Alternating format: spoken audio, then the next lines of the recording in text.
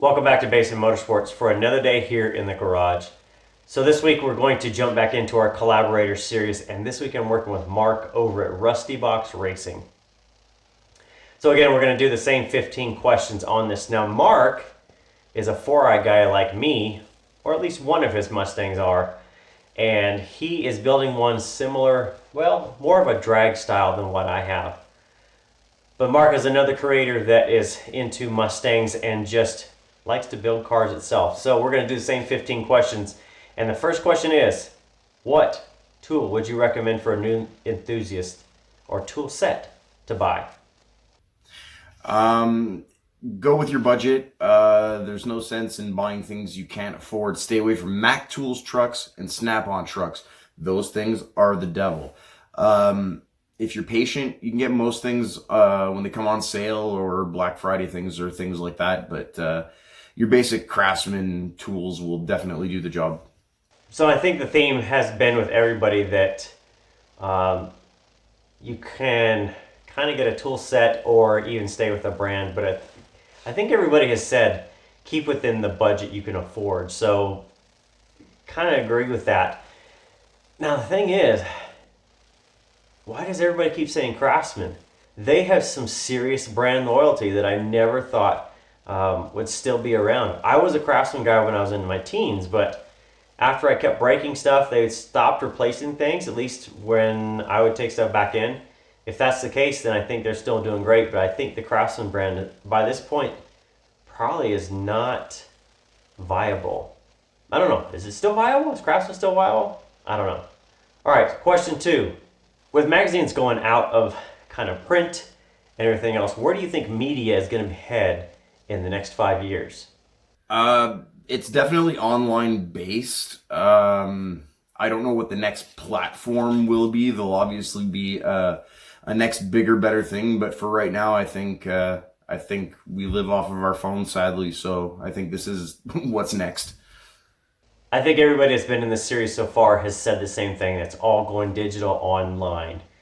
Being a content creator is kind of being in that space itself, and I agree. Who knows what the next platform is going to be? You know, there was that day that Vero seemed like it was going to be the new thing when Instagram talked about doing, I think it was like subscriber paid services, and everybody was like, whoa, we're not doing this. So they immediately started jumping ship, or at least adding in something else. I don't think Vero is going to be it. TikTok seems to be pretty popular now, but in a year from now, I don't know. But I will agree, everything else is going to go online. You're going to see a lot more ways of sneaking brands and products into content versus, I guess, the pre-roll ads and everything else. I think you're going to start seeing a lot more sneaky ways. Like I always call it guerrilla marketing, stuff that you don't realize is marketing or advertising, but it is there. All right, so question 3 is, what technology do you look forward to the most in the future?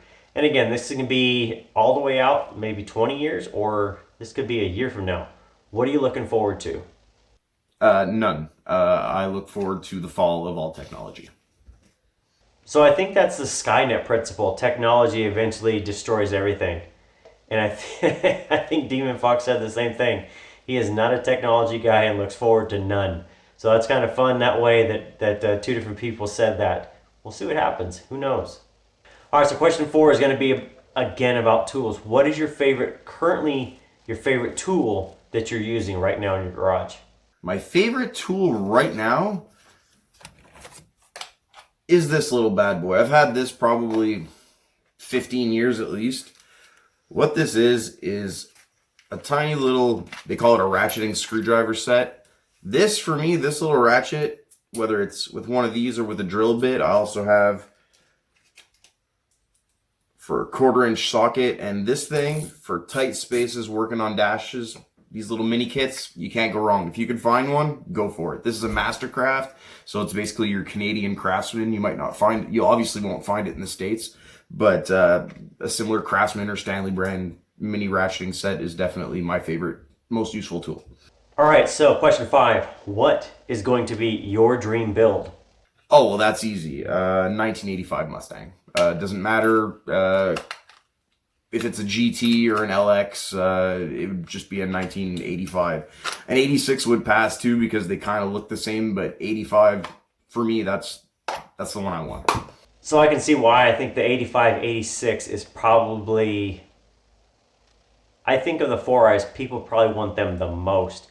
And you think about 86 as the first year where they started getting into away from carburetors, or maybe it was 85, but it was like the CFI, kind of like the 86 I have here. It wasn't true fuel injection with individual injectors. It was like fuel injection with a carburetor-based system, so CFI and that. Good choice though in the 85. I think an 86 could pass, but you're right. 85 is kind of like that turning point where they go away from carburetors and get a little bit more into the future technology. So the next question we talk about a little bit about personal issues and being as a content creator. What is your biggest fear that you have with people that watch your content? That people actually think I know what I'm talking about. I think as somebody that makes content, especially that shows work and a little bit on the DIY side, I would definitely agree that. Demon Fox said the same thing. He worries about people that watch that and really, I guess, don't get anything out of it, or they really just don't believe in your content that you actually fix something in that. So I think that's a great answer, that, you know, if you're showing doing work and things that people believe in what you're building and believe it can work, that it's not fake news, I guess you'd say, or fake content. Authenticity is a good one. All right, so question 7 is the next tool purchase. What is it going to be? A bench grinder or an actual grinder, because the bearing is bad in mine and I need to continue my weight reduction for my car. So I think if you're going to be a welder, especially if you're going to build cars, you're probably going to weld eventually, and, well, you're probably going to be a grinder before a welder. So I think a grinder is a good one. Now, a benchtop versus a handheld, that's kind of a personal choice. Both definitely have their places. Even a pneumatic, kind of like a small angle grinder, is going to be a good thing. So I definitely agree. Get some kind of a grinder, whether it's a bench or a handheld, and I agree, definitely get both if you can. All right, so question 8. What automotive celebrity would you want to meet that you haven't met yet? Somebody you could get coffee with or whatever it's going to be, but who would you like to sit down with and just kind of hang out and chill? Depends on what exactly you mean by celebrity. I guess that's pretty simple. I would like to meet Rodney from the 50 Tussin channel. And it wouldn't be a coffee, it'd probably be a Mountain Dew and some Whataburger. But yeah, I'd like to meet Rodney. He's definitely the one I'd like to meet. Yeah.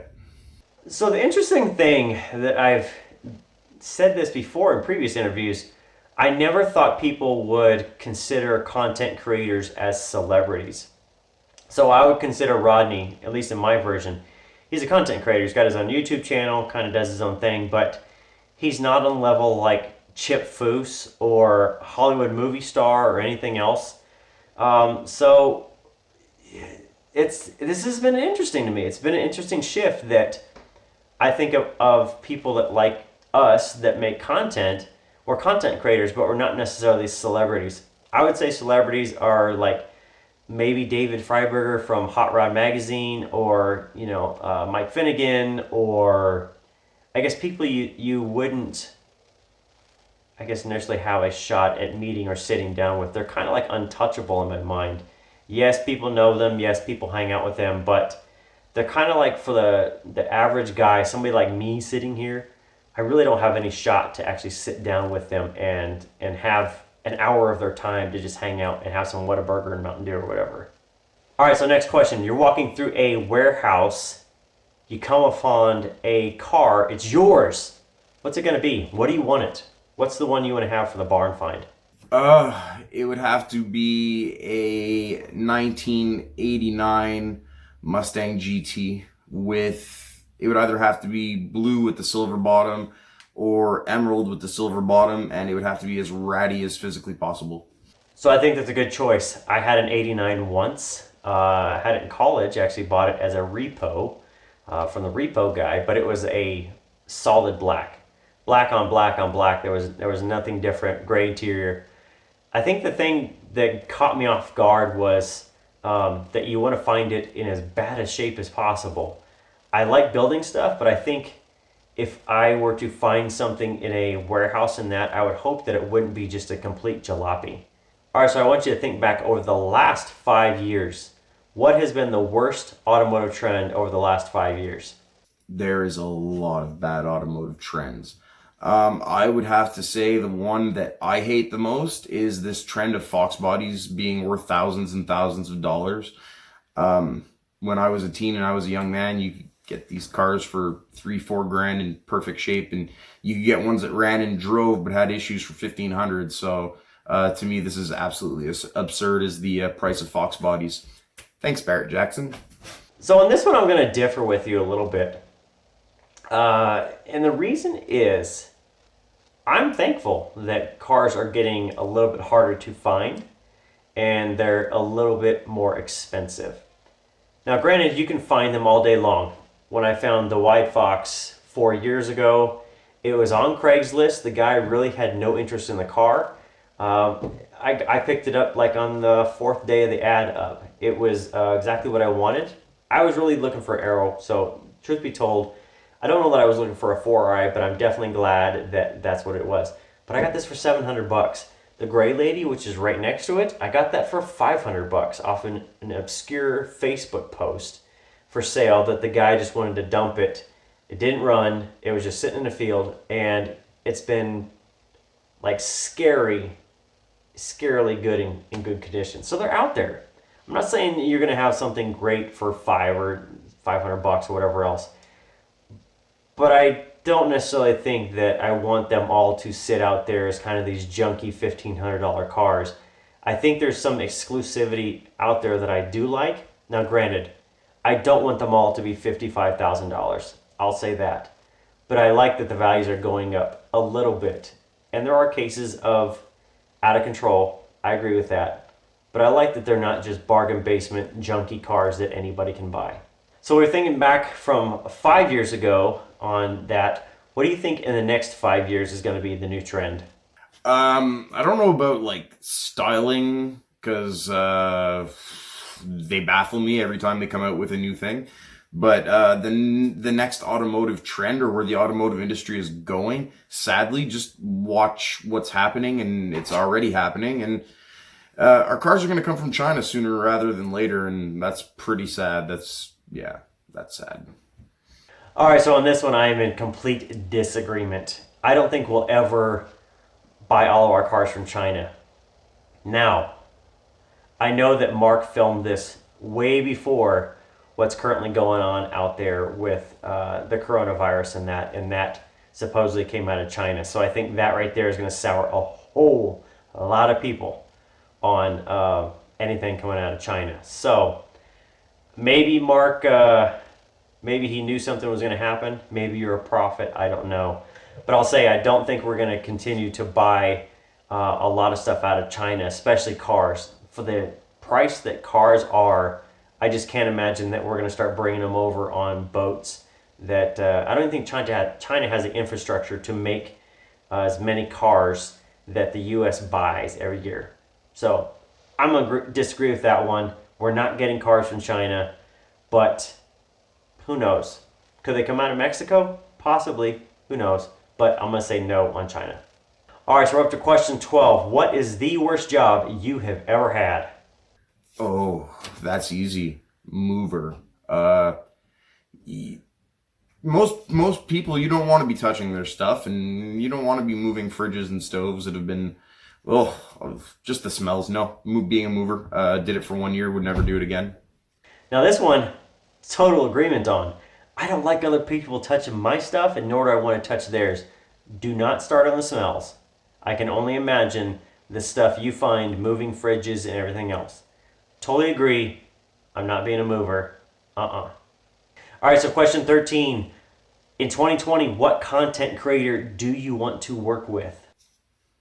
I don't know. I would maybe like to do a collaboration with Dr. Fear when I start missing gears. So I'll say this. I don't know who Dr. Fear is, so I'm going to have to look that up. But I would say, if we go back to your answer on hanging out with a celebrity, Rodney at 50 Tussin, there's your guy. That is the content creator that you want to work with this year.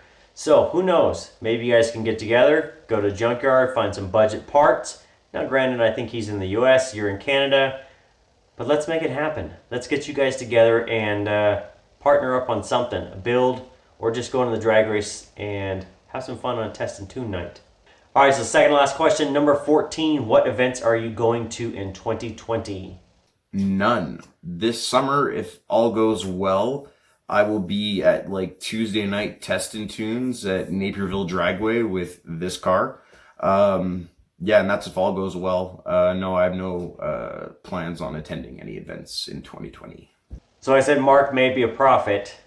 We all might be not going to any events in 2020. They all might be virtual. So who knows? With everything going on, maybe none of us will be going to events.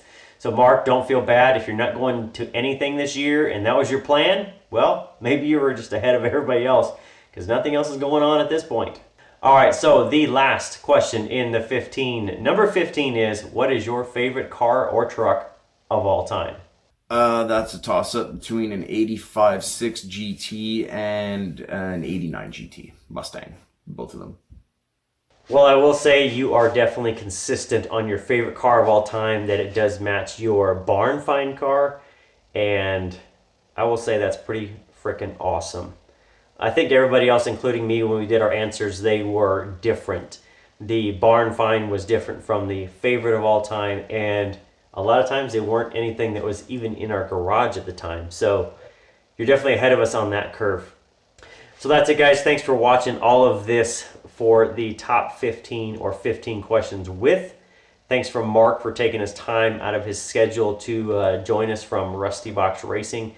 And I will say, I do really think it's interesting, all the license plates. If you notice in the background from Mark, where he's sitting there, he has license plates all along his wall. I'm not sure if that is just decor or all of those match cars he's had in the past. And which one did you cut up and put on the firewall of your Mustang on the Rusty Box? That's the greatest question. If you hadn't noticed, go back, look behind him. He's got a block-off plate made from a license plate in his fire or his engine bay on his firewall. Definitely a different style, but I like the originality of it. So that's it. We are almost done with this series, so if you are interested in joining a new collaboration when we get a next round going together, drop me a line below. If you have any questions for Mark, I bet he will be watching the comments and he can answer you directly on anything that you have a question on any of his builds. And I'll definitely put links to all of his content partners he wants to work with, which will be Rodney at 50 Tussin. I will make sure that we have some links in the description and in the video. And I'll also have a link to Mark's channel over at Rusty Box Racing here at the end. So that's it. Thanks for watching. We'll see you next time from Basin Motorsports.